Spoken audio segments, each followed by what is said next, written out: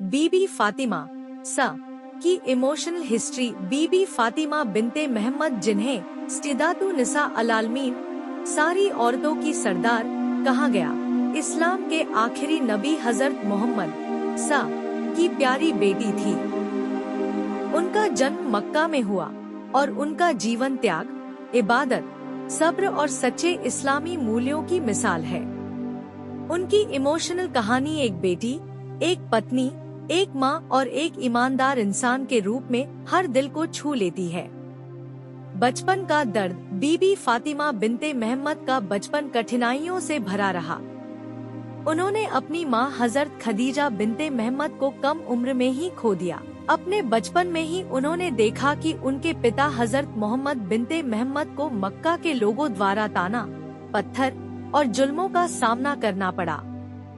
लेकिन फातिमा सा हमेशा अपने पिता के साथ रहीं। वह जब भी उन्हें घायल देखती तो रोती और उनका घाव साफ करती।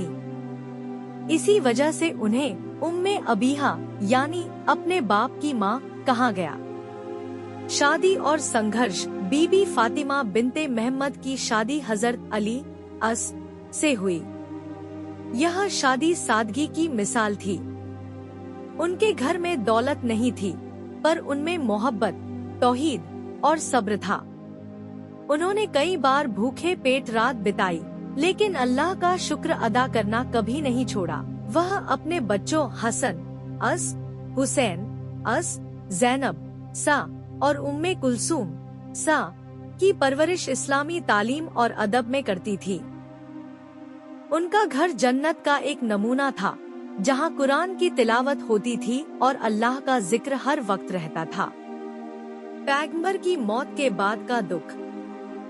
हजरत मोहम्मद सा की वफात के बाद फातिमा सा का दुख और बढ़ गया।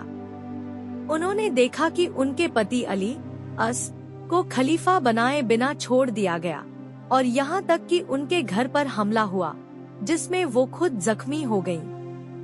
उनके अज्तदार दरवाजे को जलाया गया, जिससे उन्हें ऐसा दर्द मिला जो किसी भी बेटी के लिए असहनीय था।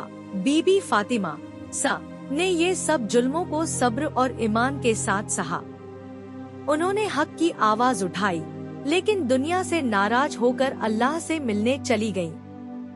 उनकी वफात 18 वर्ष की उम्र में हुई और उन्होंने वसीयत की कि उन्हें रात में दफनाया जाए ताकि जालिम लोग उनके जनाजे में शामिल न हो सके।